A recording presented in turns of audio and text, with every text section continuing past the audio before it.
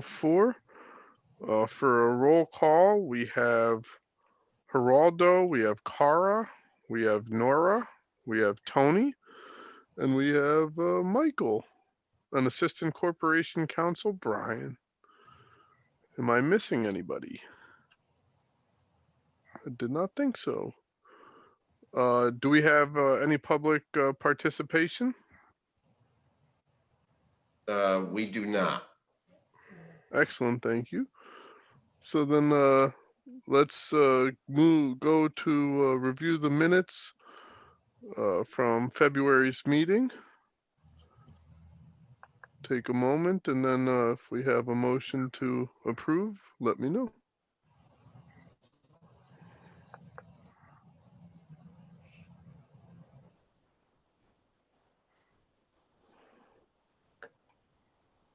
Motion to approve. Thank you, Nora. Do we have a second?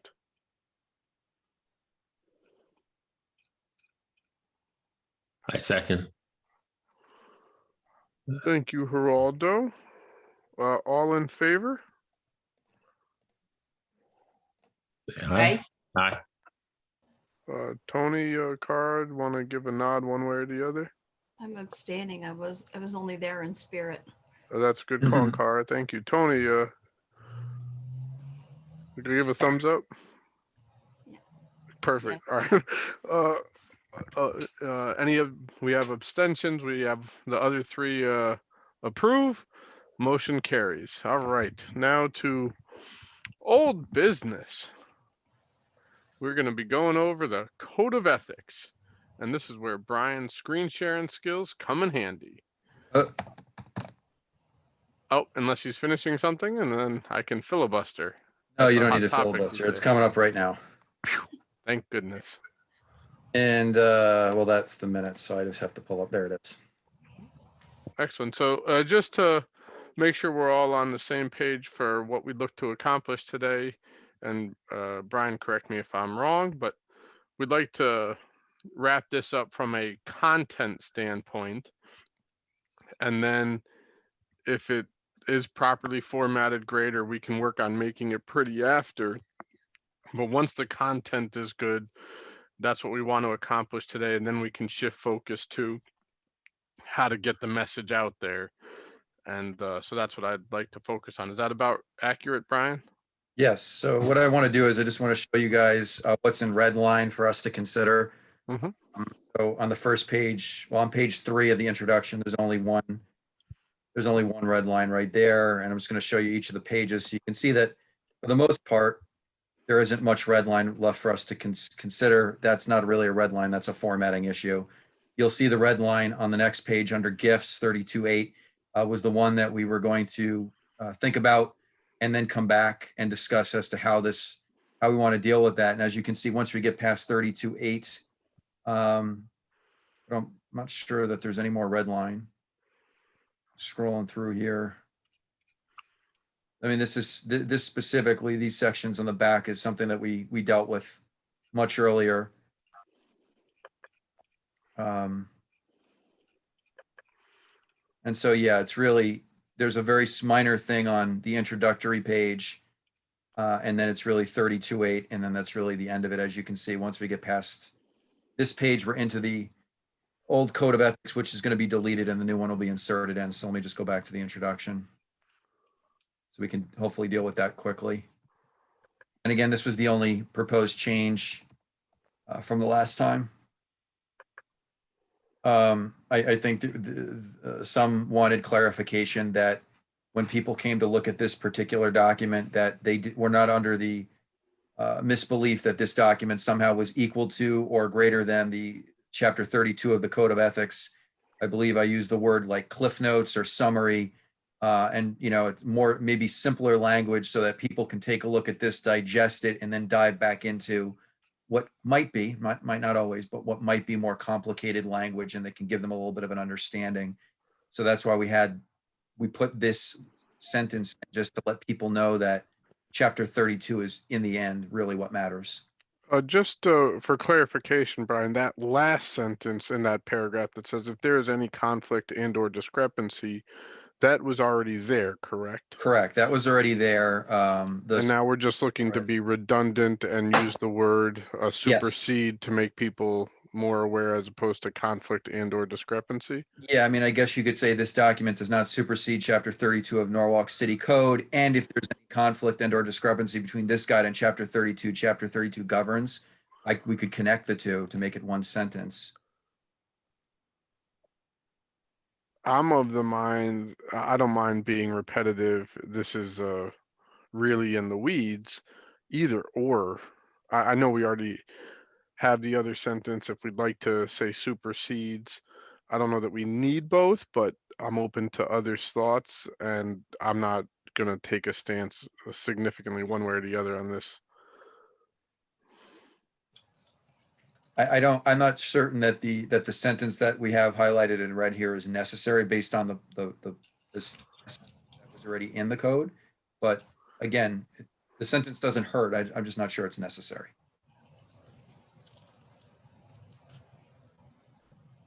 Do we have a second thought on that from others? I tend to agree it's a little redundant. I also agree. The last sentence there, if there is any conflict, I mean, says it all. Yeah. So then, do we just, I don't know that we need a motion, but does anybody disagree with taking out the red line sentence and just leaving what was previously there? No, I don't- I support removing it. I'm sort of indifferent about the sentence. What I'll do for now is, just so we don't lose it in case in case, minds are changed or something later on, I'm going to Okay. strike through it, as you can see right here. And then once we're done, if all of the proposed changes are voted on, or some of them are voted on, after the meeting, I can make those changes and then provide a draft for everybody. If we are successful in finishing up everything tonight, I will work on putting together the identical version of this, but in a new document, because as we all know, the formatting on this document is terrible, and we need to replace it with a new document. So once we're done with that, I will start the process. Excellent. Shall we head down to the gift section? All right, so this is, I think, at the bottom of, no, this next page. So page 4 is, again, it's section 32.8. There was a couple of thoughts that everyone had. One of the thoughts that was going back and forth is, what do we actually put in here? Do we just restate what's already in 32.8? Do we try to limit it? And there was also a thought about putting as you can see, I have right here where the cursor is, there's a link to the E code, and that'll take you directly to 32.8. That is something that can be done on all of the sections when we're done. So for example, on conflicts of interest, which is 32.4, I could theoretically put a link at the bottom of it before we get to gifts, and I could do the same thing here. It's something for you guys to consider on all of them. I'm assuming that'll be either you want them all or you don't want any of them to have this hyperlink. So why, I know this is a little awkward when we're Yeah. online and all, but why don't we all just take 2 minutes, Yeah. reread this section, recalibrate our thoughts, and then about 7:15 or so, I will ask us to circle back and discuss. And just so everyone knows, if somebody, when they're done reading this, if they need to look at 32.8, I have it up on my screen. I just would have to switch screens so you guys could see the actual section from the Code of Ethics. So the crossed out red, what was there before, and what we now have in yellow is what is being proposed. So basically, crossed out in red were things that were crossed out prior to the last meeting. I didn't remove them because we weren't done with the section. Anything that's highlighted in yellow were things that were discussed but were not determined. So I left them in yellow so that it would stand out to everybody when I emailed out the agenda, both in Word format so you could take a look at, and also the PDF that went on the web. Yeah, and Tony, just to refresh everybody's memory, some of the discussion was, do we just repeat what's in 32.8 verbatim? If we're repeating what's in 32.8 verbatim, because it is pretty black and white, do we just provide the link and say it says exactly the same thing? Is there a need to repeat it verbatim? Or if we're trying to use layman's terms, most of it is pretty straightforward to begin with. So the question is, do So, we leave as is? Go ahead. sorry, Michael. So just to let you know, specifically when it's citing to 3, C1 through C11, it's specifically referencing, this section does not prohibit the following, and these are the things that the question is, do we just list them? Do we try to abbreviate them, or do we just say, go see the section? So, Well, and Brian, leave that screen up real quick. Don't Yeah. change. So just to go over again, see like number 3, it says political contributions received in compliance, blah, blah, blah. Well, there's not really a way to make that overly layman. Some of these other paragraphs we can reduce maybe to a sentence or so. But it was so basic. And Brian, scroll down just a smidge. That what we discussed and spent time on last, as you go to 4, loans obtained, these are 1-sentence things. Number 8, goods or services. So, just to copy and paste this all in some ways seems redundant, and trying to put our touch on it for putting our touch on its sake. These were just things that are discussed. So that's what we're going to review for 2 minutes and decide how and just to add in real quick, if the goal of this is to take potentially complex things that are located within the code and then simplify them here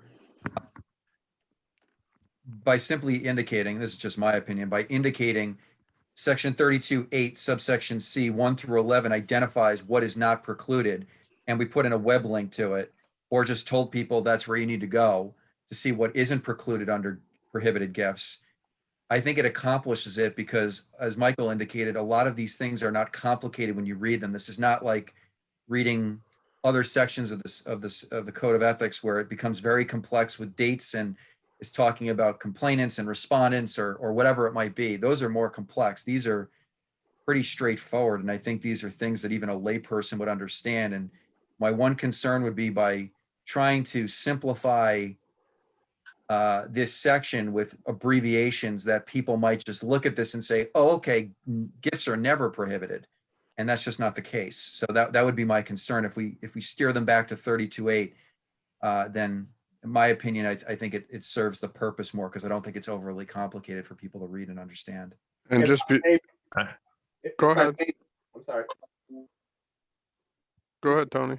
If I may, I do recall this, and I really haven't changed my mind, and I agree completely with your thought, Brian, and yours, Michael, as well, that if we put the link, this is supposed to be, again, a summary, and it becomes redundant. I mean, some of my fellow commissioners might feel otherwise, and that's fine, but I don't see a need to review this myself personally. Fair Yeah. enough. Real quick, I want to Um, welcome Lori to the call. She logged in about 7:14.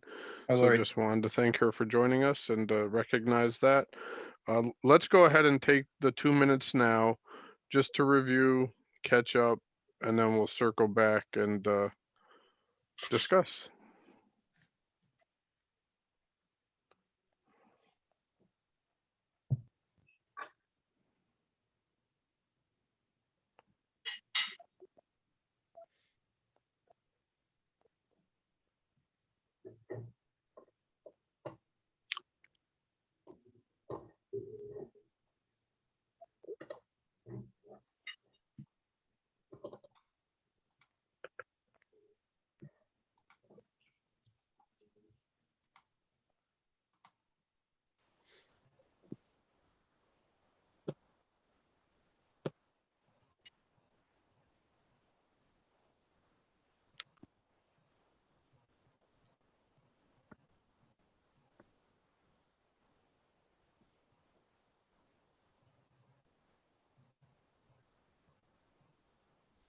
Thirty more seconds.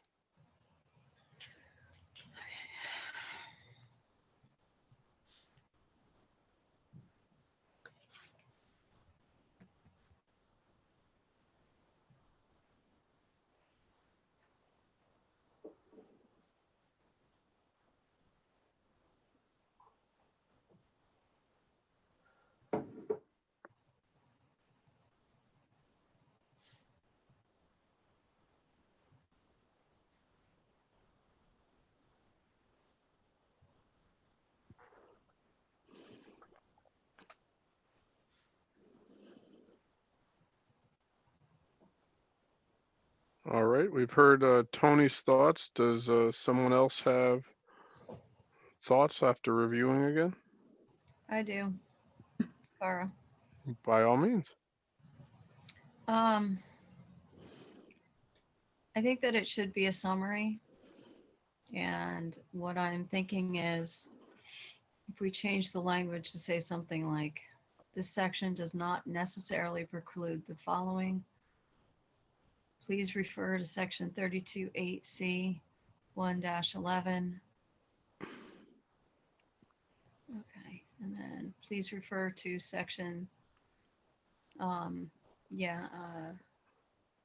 actually I meant to put that in, As soon as I, take out the C and put in, please refer to section. Yeah, okay. 32.8 C 1 through 11, yada, yada, yada, for a more complete explanation. For FOR. Yeah. Okay. And then if we drop down to where it says gifts, loans, I would, yeah, or actually where it's highlighted in yellow, it says gifts, loans, I would say specific types of gifts, loans, and social courtesies is just defined by the code.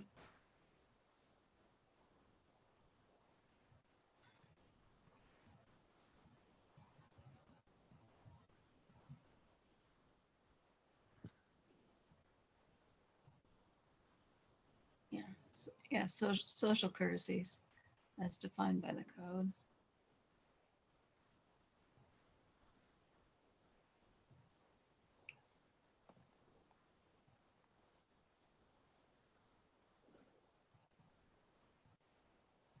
All right, and then if you scroll down to where we have that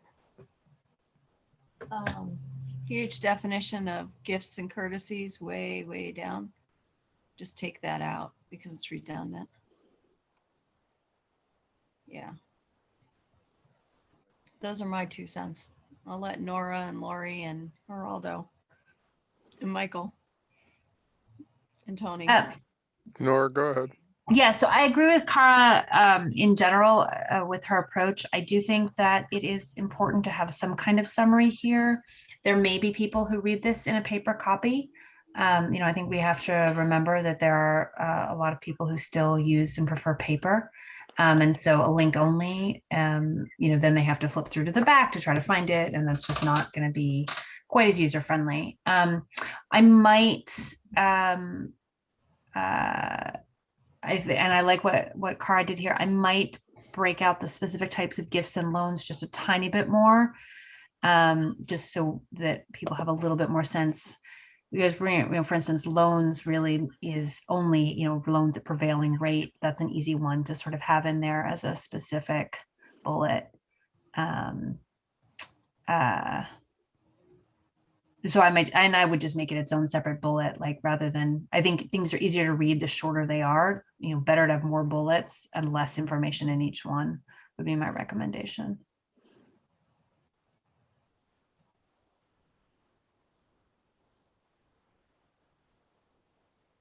And similarly with specific types of gifts, I might add something there just that clarifies, based on pre-existing relationships or something like that, or established relationships, something like that, so that again it gives people some idea of what what the category is, and that they should then look for details.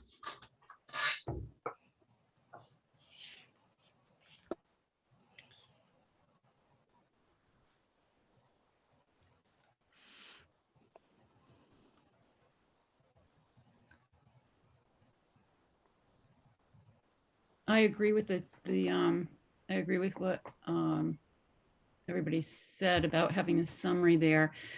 I do think we need to edit it a little bit. Like loans at a prevailing rate, loans at prevailing rates. Because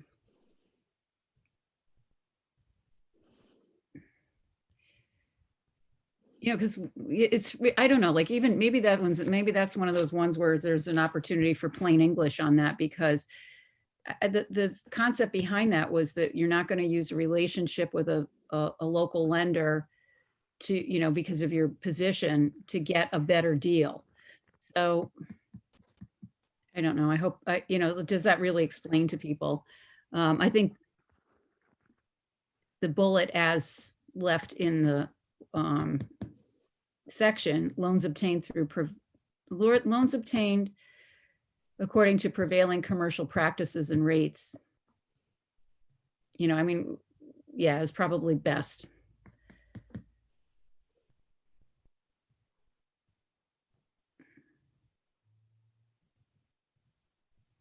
And just so everyone knows, the gifts or social courtesies that was struck through is not in the final version. That was removed. That was removed from chapter 32.8 subsection C. So I think we put, you know, like the, you know, refer to, you know, that we have to refer them back to the section that pertains to this, but I do think a summary is a good idea. So just if, Brian, if you go, say 4 bullet points from where you're at right now under social courtesies, yeah, the loans obtained according to prevailing, yeah, thank you. get rid of that. Yep, it was just redundant at this, since we put it up above. Okay, so this one's easy. The political contributions. I think this is verbatim to what's already in this, in the political contributions received in compliance with applicable laws and regulations, political contributions received in applicable. So Yeah. I would just leave it. yeah, I don't want to try to over wordsmith it, unnecessarily. right. And then I think customary performances might be customary performance and merit award, customary performance and merit awards or honorariums. And this one says customary performance, merit awards or honorariums. And then it goes on a little bit further, but I don't know if that's something that I says in think compliance with applicable city practices. There's not much else that we're missing in that one.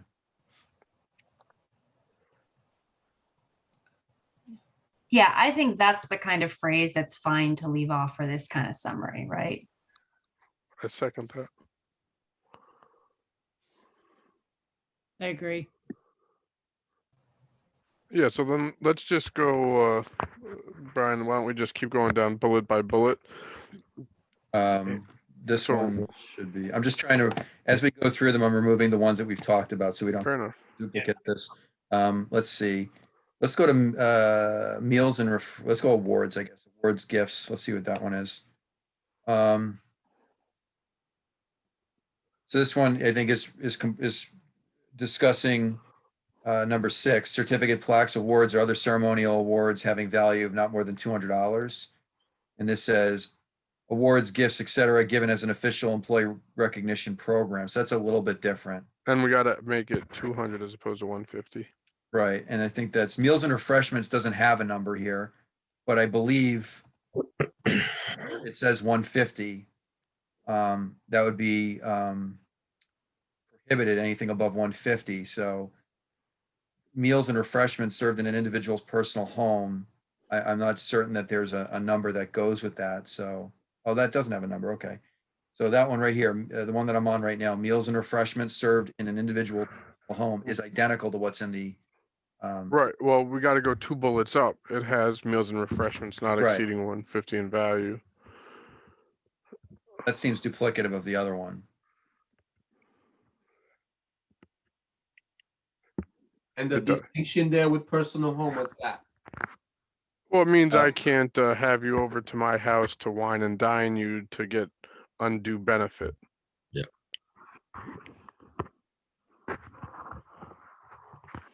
There'll be no parties at Michael's house with a bottle of Cristal.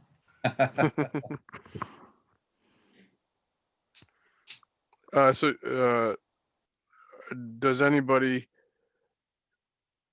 have an issue with getting rid of the one that has the dollar value and leaving the 2 bullets down in red that says meals and refreshments served in an individual's personal home? But I think those are actually 2 different things, right? I think the code delineates the two. Yeah. All right, hold on. Yeah. Meals and refresh, there are two different things. So meals and refreshments served in an individual's personal home. So the only change that would be there is that individual is a defined term. So I'd have to make that a capital I instead. But outside of that, everything else about this statement is identical to what's in the code. Unless people have an issue with that, I could remove that one. That's an easy fix. Well, I'm sorry, I don't understand. Why would you need to remove it? Or you mean you remove the highlighting? I mean, just remove the highlighting. Yeah, oh yeah, right. So that one, I mean, that's identical. Let's just see the next one up. Goods or services provided to the city. It's identical. Built to what's in the code already. Yeah. Right. Way Can to you remove remove the yellow the one. ones with the line that like loans obtained according to, in other words, clean it up just a bit so I can, What's that, Tony? there's one that says loans with the line, loans obtained Yeah, according. we crossed that out because it's a few bullet points above. Yeah, it's up here. Loans obtained at a Right, prevailing. I just wasn't prevailing sure if rates. you all need it now. Okay. So down here, the one that's highlighted, goods or services provided to the city. Goods or services provided to the city. Right, so we can That's yellow fine. that. Yeah. And now we go up to, obviously not a more difficult one, but one that has a little bit more lifting to it, which is, and I'll move this up because this one is, so this is number 7. Meals and refreshments provided to an officer or employee which are not designed to influence the proper judgment or action of the officer or employee in a matter within his or her authority at any meeting which the officer or employee attends within the scope of his or her official responsibility and or authority. So that's a little bit different than what we have here, because it's giving a dollar amount. Right, but I think that that's just intended to bring that down from the beginning of the section. Yeah. And this would probably be one of the few bullets where that's relevant, which is I think why Right, it was okay. done that way. And That's I think true. that that's fine. Other than, We in theory might want to put the 150 on. But no, I think just, yeah, I think it's fine to leave the 150 there. yeah, no, I don't disagree with that. And I think the rest of the statement speaks for itself, quite honestly, but. Can I see the top part again, Brian, the top section? Which top section? Scroll up. You mean for, No. on the code? No, not the Okay. code. Go there. Go up. Okay. Yeah, okay, right there. I just want to see something. Yep.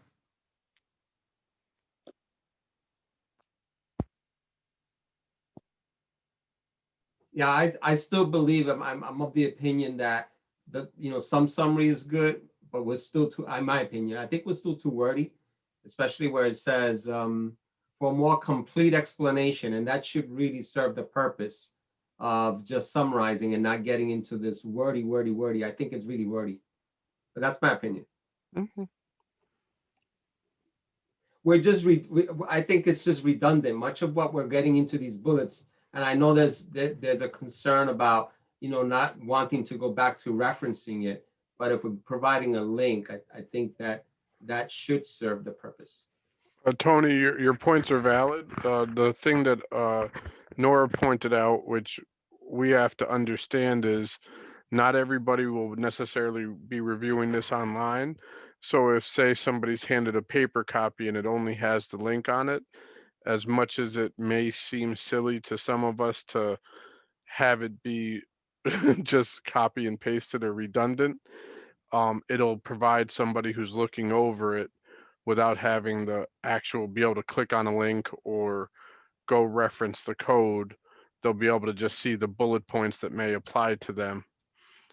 So that's why we're going through this exercise. So on that one point, are we repeating verbatim everything? Is the point there? In other words, No, then no, some of them are not being repeated verbatim. The ones that are being repeated verbatim are like the ones that are, like political contributions, goods or services, meals and refreshments, very simple sentences. no, because I'm just saying that the But- same argument could be made. If, in other words, if you look at it that way, in other words, I understand what Nora is suggesting, but the same could be said, is what I'm saying. Fair enough. What's missing here that I have a paper and I don't see it here. So if it's not here, then, and I didn't see it, then why should I be held accountable for it? That's what I'm saying. I would suggest if we're going to have the hyperlink, that we have to be conscious that people would be, just like you're saying, have a physical copy, like there's a booklet that exists of the user's guide. So if someone is reading that, then we should at least have something like a footnote that would have exactly what they would see on a digital copy. So if you're doing it on a digital, you can hit the hyperlink and you get that. Then in that case, we should have something attached or in the back as a footnote like that. So, Present the same information. just so everyone's aware, Larry in the IT department was gracious enough to set up on the ordinance committee site a separate web link where somebody can go to the ordinance committee page and click on agendas, minutes, and then they added legal notices and public hearings.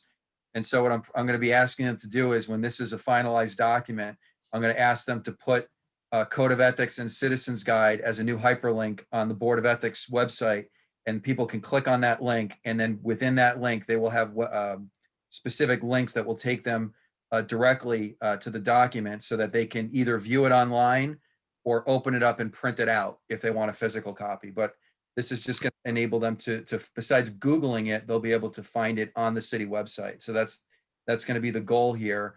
And then when we're done with this, the goal would also be to print out the most recent version, the operating version of chapter 32 and attach it to the back of this, so that somebody who has a paper copy and prints this out would get both the Citizens Guide and the chapter, so they don't have to go back online again if they don't have easy access to it. And what I was saying, though, Brian, is I can appreciate what you're saying, but let's look at it as there are some people that would also not go online and read it, but would have, I'm assuming we're going to still have a physical copy of the user's guide.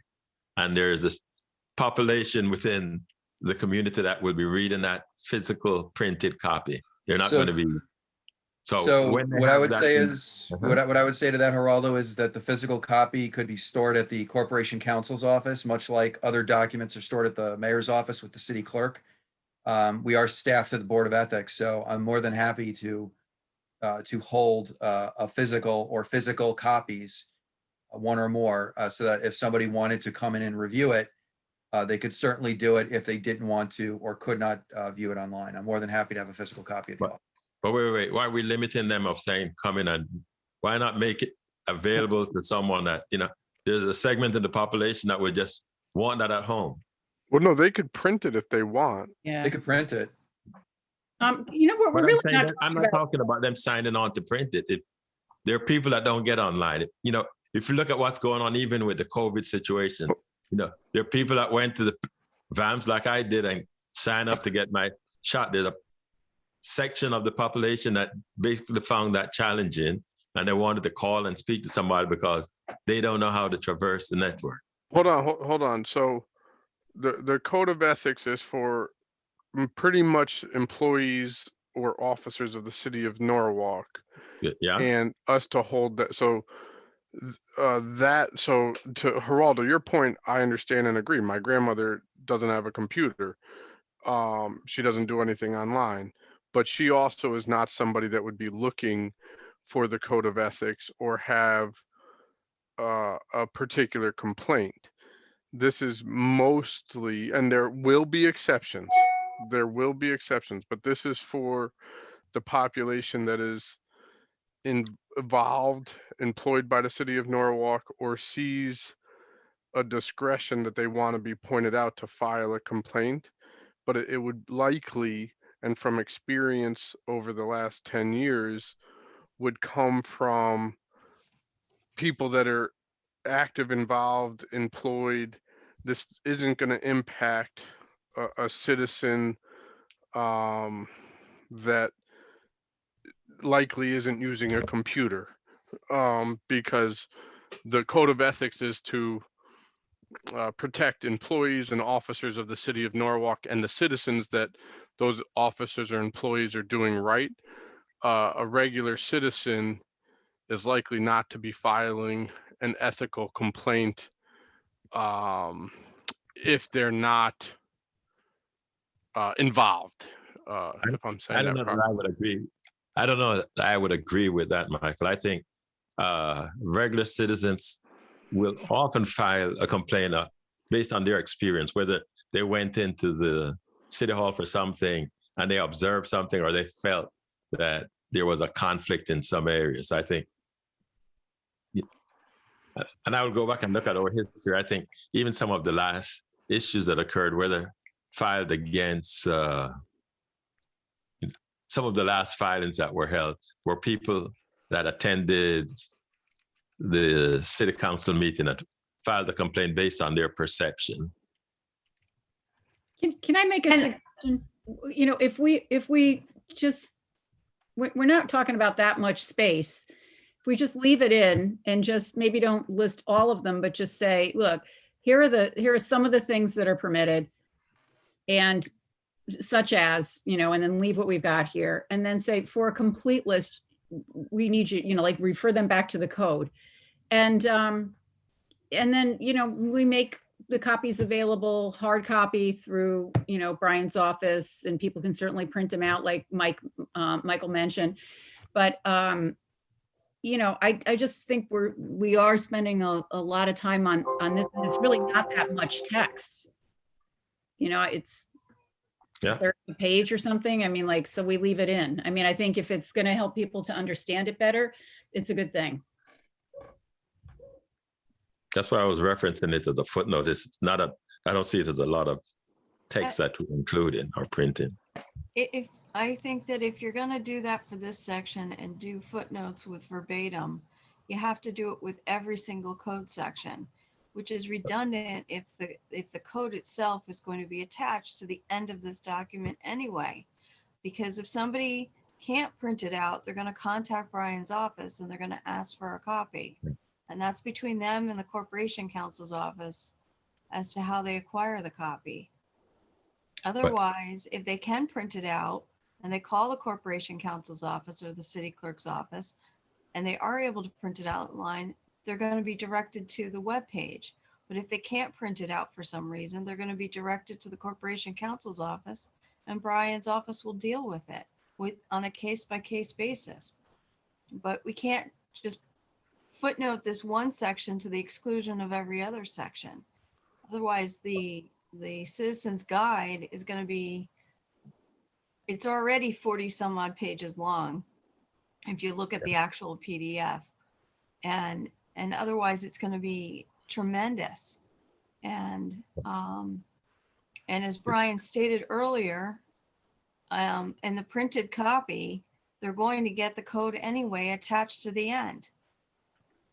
So they can't flip back and forth between this section and the physical code, which is going to be attached to the end. The only thing is, Kara, I'm referring to something where we have decided to be the only area that has hyperlink. So I'm saying if we're going to have the hyperlink, why not have that footnote? I'm not saying everywhere we have references. The only place we have chosen to include a hyperlink. Well, that was part of the discussion that Brian also brought up that we haven't gotten to yet, which is, should we have a hyperlink at every single section? Oh, And okay, we that's probably should, but The other thing we can do, Cara, is we can just at the front, and I'll just jump back to the top, under introduction, before we get into this, or wherever the people want it, we can just have a hyperlink to the actual.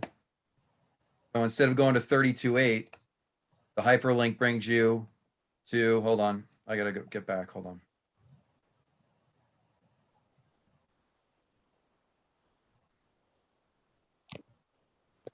I could put a hyperlink here, and the hyperlink would take you directly to chapter 32 Code of Ethics. And then under that, if you were to use it, you could then click on any one of the sections. So if you were interested in 32.8, you could just click on 32.8 and it would bring you right down to prohibited gifts, if people want a hyperlink. But again, Citizens Guide will have the complete updated code attached to it at the back, so that people who are viewing it online don't have to have two different web pages open. They can just go back and forth. And people who want to print it out and have it in paper, when they print it out, they only have to print out one document, because both documents will be attached to each other. right. And if people can't print it out for whatever reason, they would just call your office and then you'd work it out with them. Correct. And we've done that with other documents, whatever it might be. Some person might have said, oh, I can't access the ordinance committee agenda from this particular meeting. I want to take a look at it. come down to my office, I'll print it out for you, and then you can have a copy of it. That's typically, at least how I've handled it with the public when they can't access something online. Okay, so the problem solved. That portion of the population who can't print it out for whatever reason, whether it's lack of access or lack of ability to print it out, they just have to contact your office Correct. and it's resolved. Okay. And what exists today, And Brian? we should probably put a note to that effect in the guide if it's not already in there. Sure. Geraldo, what was your question? What exists today? Because I recall there used to be in the city, there are areas that these documents are available, that they're pre-printed and available, even though they're digital that can be printed on demand. Are there 5 copies, 10 copies, or something that are kept somewhere? So, not that I'm aware of, but anybody who's come in and asked for a copy of anything I have access to, I will print out as long as it's not privileged and provide to them. The way I would equate this is if, they say something to the effect like, well, the city clerk has a physical copy. Quite honestly, if we print out physical copies in our office, they're going to get lost. So it's easier for us to just, for one of our attorneys or paralegals to go onto the website and find this document, which will be very easy to find if you understand how to navigate the website, or if you just Google it, quite honestly, and then they can print it out for the person who's looking for it, which is basically the same as having a physical copy available, because quite honestly, physical copies get lost.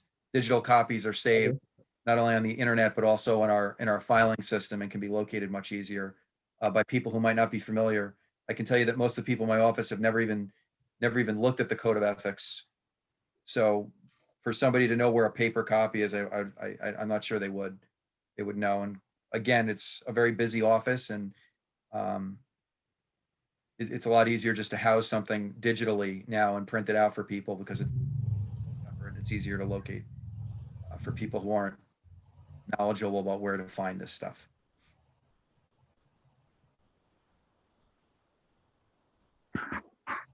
Can we go on to the next yellow highlighted section? Sure. Back down here. Let's just start from the bottom. All right. Printed or recorded information, photographs, and maps related to government functions and actions. Let me see if that's printed or recorded information, photographs, and maps germane to government actions or functions. So it's almost identical. I'm good with it. I think related is better than germane. Yeah. Everyone else okay with that? Yep. Yeah. Yes. Let me go to rebates. All right. A rebate or discount on the price of anything sold for value made in the ordinary course of business, without regard to the person's status as an officer or employee of the city. And this says rebates, discounts obtained on the price of anything sold in the normal course of personal business. I think that's fine. You could even just take out rebates and just make it discounts. You know what, we could, like after we're done tonight, we could take a look at it again, another pass quickly, to just kind of make the tone more conversational, because instead of just basically copying and bringing over the actual code, just to make it sound a little more conversational, like you can't take a discount from, somebody, or I don't know, just, and maybe make it more of a paragraph. Maybe there's another way to like edit it out a little bit more later, but I'm fine with right now just doing the bullets and having it largely look the same as the code. So then we have certificates, plaques, or ceremonial awards having a value of no more than $200 given to an employee as part of an official employee recognition / incentive program. And in number 6, it says certificates, plaques, awards, or other ceremonial awards having a value of not more than $200, as well as any other things of value given to officers, employees as part of an official recognition / incentive program. So the only, employee recognition incentive program should not be capitalized. It's not a defined term. So that's the first thing. But I wait to hear everyone else's comments on this one. Again, I think you could just simplify that and say as part of an official program. Everyone else think of that? I like that a lot better. Yep, I'm good with the simplification. Fine with it. As you can see, just below this, we have this, this is deleted, so I'm just going to take it off of yellow because we already handled that one. I forgot to remove that from the yellow. All right, and this one is strike through, so we can get rid of that yellow. All right, so now we have, so this is, again, this looks like, hold on, discounts.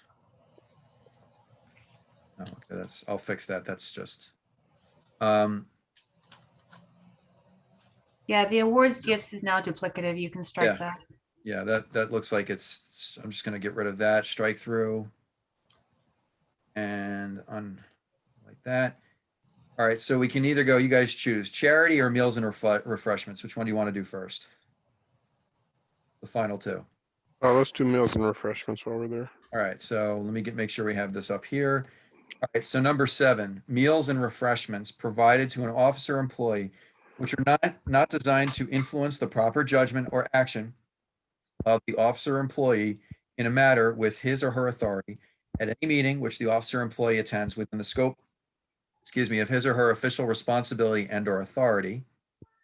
And this says meals and refreshments not exceeding $150. And again, that cites to 32.8A above in value and in aggregate over the period of a year, not intended to influence judgment or actions. So I like what Nora had said, that by putting the 150 and it just draws people's eyes to it. Yeah. And otherwise it's pretty basic. We cover the year, we cover, the period of time, and it's not intended to influence, and it keeps it simple. and it's So- talking about meals and refreshments, which is really the subject of this section. I might though, I think if you look at the code section, we actually say in the course of or at any meeting which the officer attends within the scope of his. So I actually think that at a meeting which is attended in this, in as part of official, as part of an work or official duties is actually important there. Okay, so meals or refreshments not exceeding $150 in value and in aggregate over a period of a year, not intended to influence. I would take out the not intended to influence because Okay. that's sort of a given, right? Meals and refreshments not exceeding $150 a year, and in aggregate over the period. So meals and refreshments at meetings, you can just say at work meetings or at meetings related to city responsibilities. Meetings related to city business, City business, great. not exceeding $150 in value.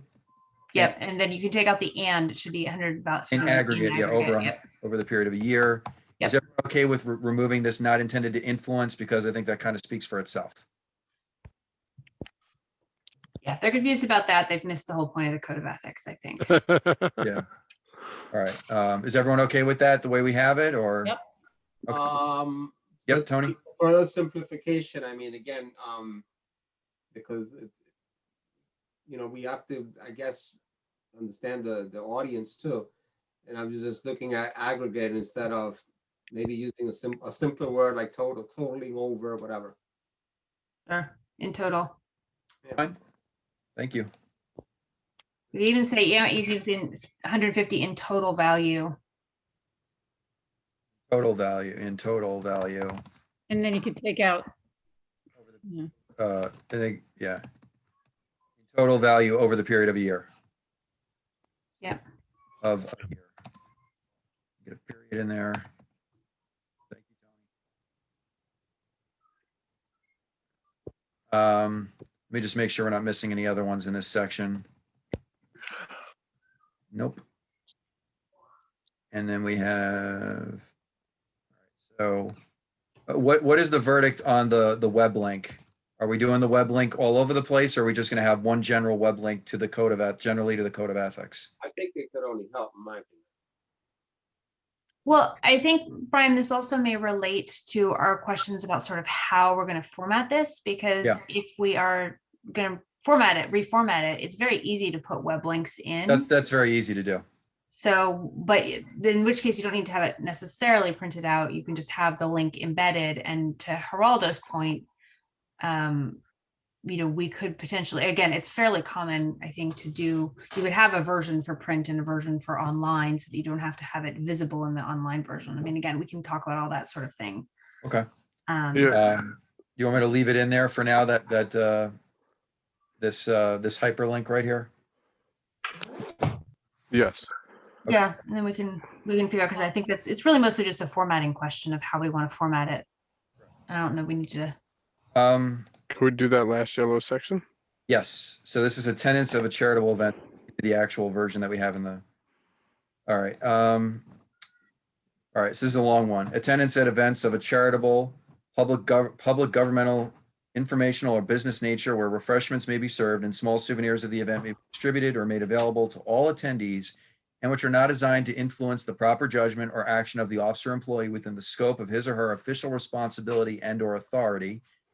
And here we have attendance at events of a charitable, public, governmental, information, or business nature where refreshments may be served and small souvenirs of the event may be distributed. And we left it at that. I think that's fine. What does everyone else think?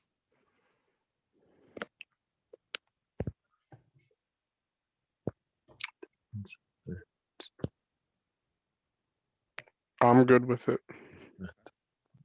I'm fine with it. So what I will do is, as you can see, a lot of the red has been removed from the last time we spoke.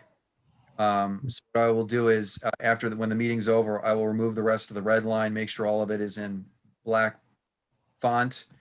And then I will email it to all of you so that, as Lori suggested, that everyone has a chance to review this one more time and see if at the April meeting, there are any other changes that people want to discuss at that time.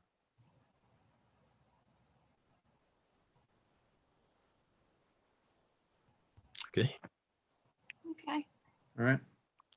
fine with me. I'm just going to, and I will get this out to you guys very shortly. Probably tomorrow at some point, I'll get you out the updated version of this, which I'm saving right now. Excellent. I think that completes the content portion for the evening, correct? I believe so. Excellent. Trying to think. Nope, I appreciate everybody's input. Is there anything else that somebody wants to bring up before we motion to adjourn? Excellent. Well, I appreciate all your participation. I hope that we have more weather like this afternoon that everybody can get out and enjoy between now and our next meeting. And in the meantime, have a happy spring. And Brian, we'll look forward to when you send that. We'll review and be ready to discuss next month. Thank you all. A motion, do I have a motion to adjourn? So moved. Do I have a second? Second, Cara. All in Thanks, favor? everybody. Aye. Bye. Good Bye, night, everybody.